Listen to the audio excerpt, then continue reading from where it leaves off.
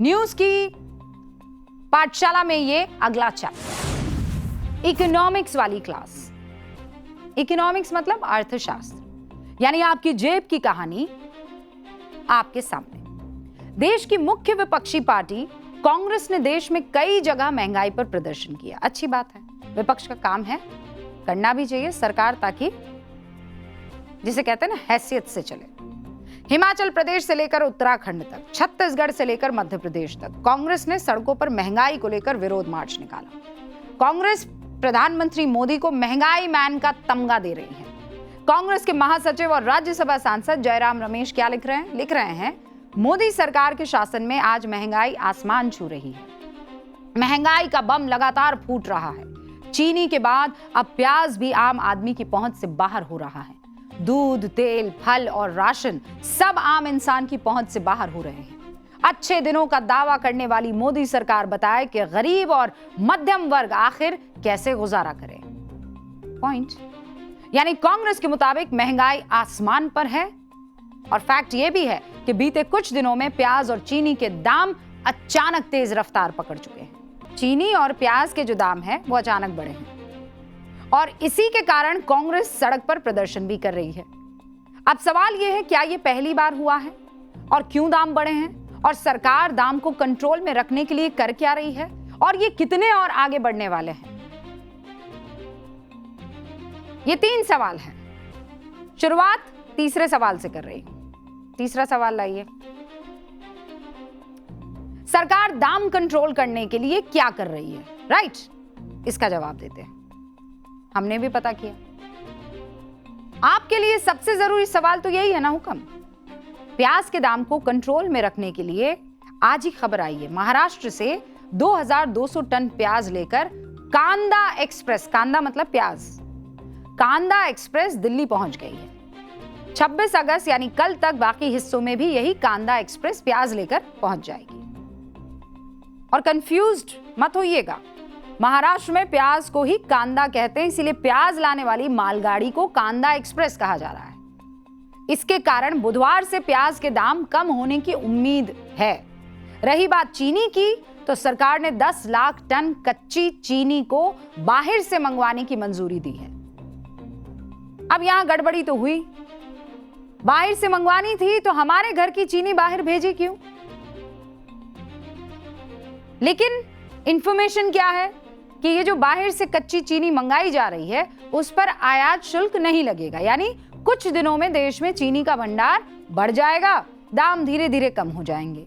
भारतीय चीनी मिल संघ ने साफ कर दिया है कि देश में चीनी की कमी नहीं है, आने वाले दिनों में इसके दाम घटने की उम्मीद है। मतलब जैसे ही इन 2 चीजों के दाम बढ़ने की खबर सामने आई, सरकार एक्टिव हुई, दाम कंट्रोल में आने की उम्मीद जता भी है। ठीक है, सरकार एक्टिव हुई, पर आपको और आपके मन में यह सवाल तो आएगा ही ना कि भाई प्याज और चीनी के दाम अचानक बढ़े ही क्यों? जब यही सब होना था तो जबरदस्ती का हाहाकार और भौकाल मचाया क्यों? सरकार कंट्रोल क्यों नहीं कर पाई?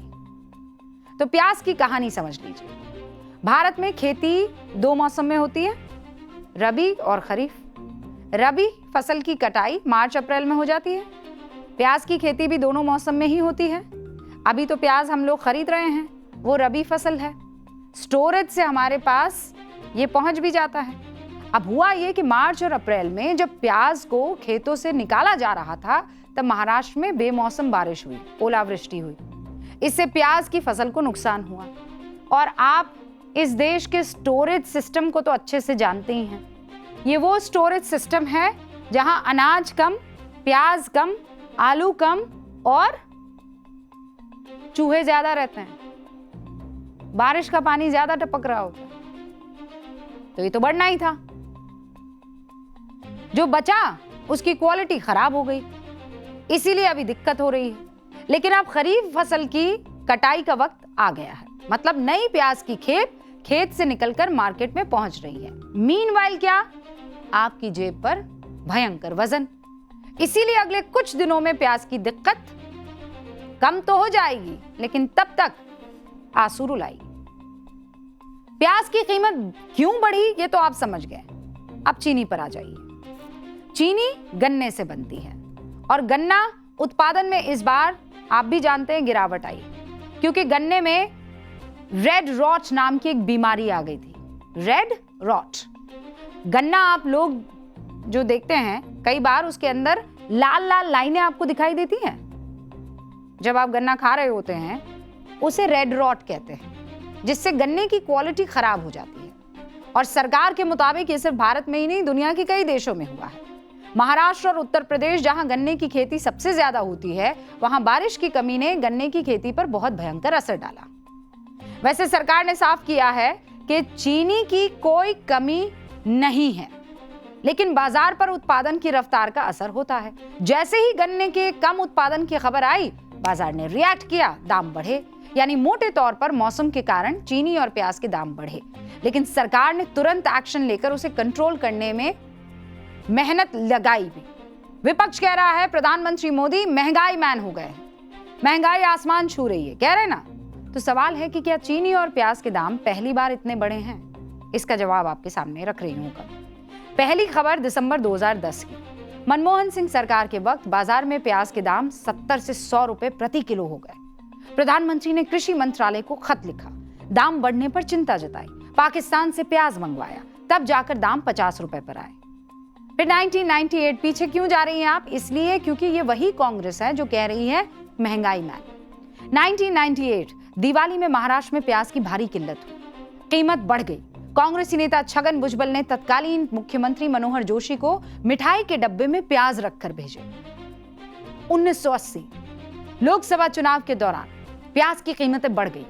80 के आम चुनाव में कांग्रेस ने इसी चुनावी मुद्दे के तौर पर प्याज की माला पहनकर इंदिरा गांधी से प्रचार करवाया। चुनावी नारा भी बना, जिस सरकार का कीमत पर जोर नहीं, उसे देश चलाने का अधिकार नहीं। यानी जब जब मौसम का असर हुआ, अगस्त से दिसंबर के बीच प्याज के दाम ने रफ्तार पकड़ी। फिर मोदी सरकार को महंगाई मैन बताना क्या आंकड़े के हिसाब से सही है या गलत? अब इकोनॉमिक्स के मामले में हुक्म, सबसे अच्छी बात यह है कि आंकड़े दूध का दूध और पानी का पानी कर देते हैं। दुनिया के हर देश में महंगाई बढ़ी है।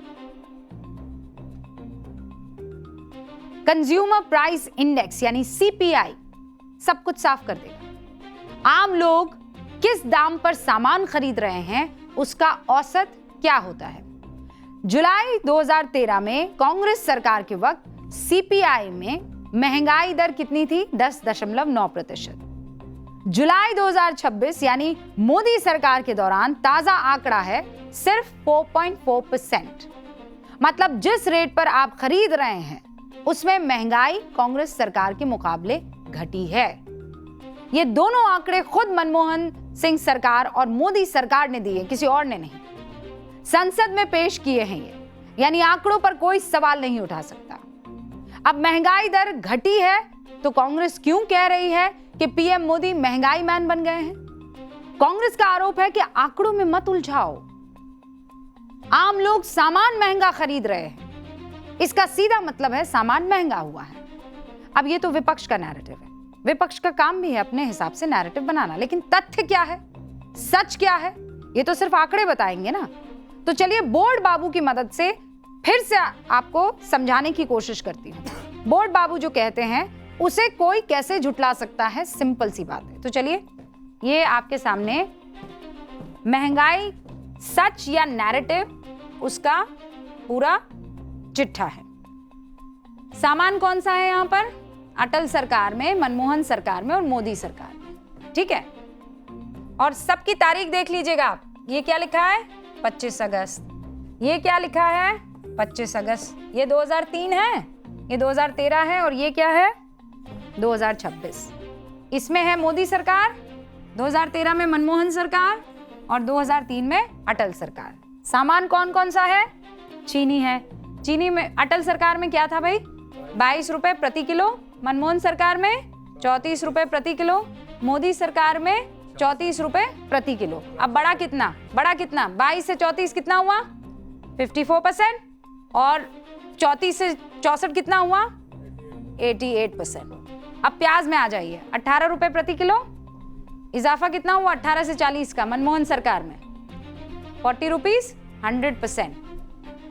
अब ये 40 रुपीज जो 2013 में किस चीज का, प्याज का दाम था, वो अभी कितना हो गया है, 40 से 44% हो रहा है।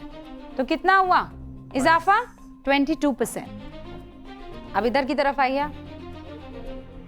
बहुत महंगाई बढ़ गया। दूध 18 रुपए प्रति लीटर, 40 रुपए हुआ, यानी आंकड़ा कितना हुआ भाई, 122% इजाफा हुआ।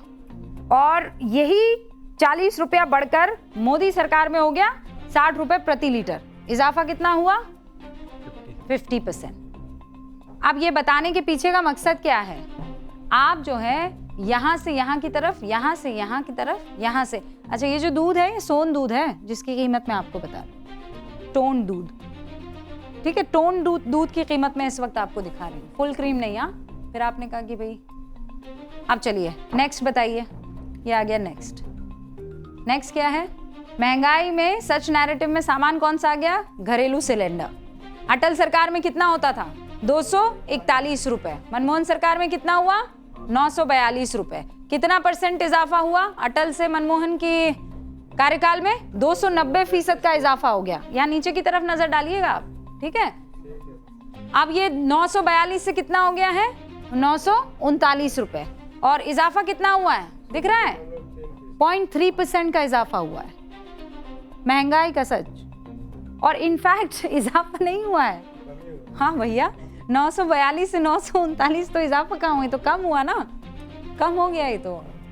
चलिए भाई गेहूं पर आइए, 6 रुपए प्रति किलो, मनमोहन सरकार आते आते इजाफा हुआ 200% का, 18 रुपए प्रति केजी, और फिर मनमोहन से मोदी की तरफ इजाफा 18 से 31 रुपए प्रति केजी हुआ, कितना हुआ, 72%, पर यहां कितना था, 200%। अब आप आइए डीजल में।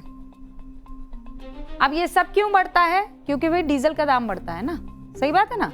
डीजल जिसका असर सबसे ज्यादा होता है खुदरा सामान की रेट पर पड़ता है, वो अगस्त 2003 से 20 रुपए 33 पैसे प्रति लीटर जो बिक रहा था, 20 रुपए 33 पैसे प्रति लीटर, मनमोहन सरकार में कितना हो गया, 51 रुपए 40 पैसे प्रति लीटर, इजाफा कितना हुआ, 152.78%। और ये अब पहुंच गया मोदी सरकार में 95 रुपए 20 पैसे प्रति लीटर, इजाफा कितना हुआ, 85.2% का। अटल सरकार कह रहा है पीछे आइए भैया, लेकिन उसी हिसाब से आपकी कमाई भी बढ़ी है। अटल वाली सैलरी भी चाहिए, बोलो बोलो, टेल। नहीं, ये सीधा और सिंपल आंकड़ा है, कोई तोड़ मोड़ नहीं, जिसमें चीनी से लेकर प्याज सबके सब आ गए, गेहूं, डीजल सब। मनमोहन सरकार के मुकाबले मोदी सरकार के दौरान सबसे ज्यादा इजाफा हुआ है, वो भी सबसे हाई प्राइस पर तुलना करने के बाद बता रही हूं, चीनी के दाम में। बाकी के दाम आपने देख लिए, वो भी तब जब वाजपेयी और मनमोहन सिंह के कार्यकाल में 10 साल का फर्क था। मोदी सरकार के मामले में 13 साल का फर्क है। अब कितनी महंगाई बढ़ी, महंगाई मैन कौन है, एक और आंकड़ा बताऊं आपको, और सिर्फ आंकड़ा नहीं, कोई कहानी नहीं, कंपैरेटिव एनालिसिस।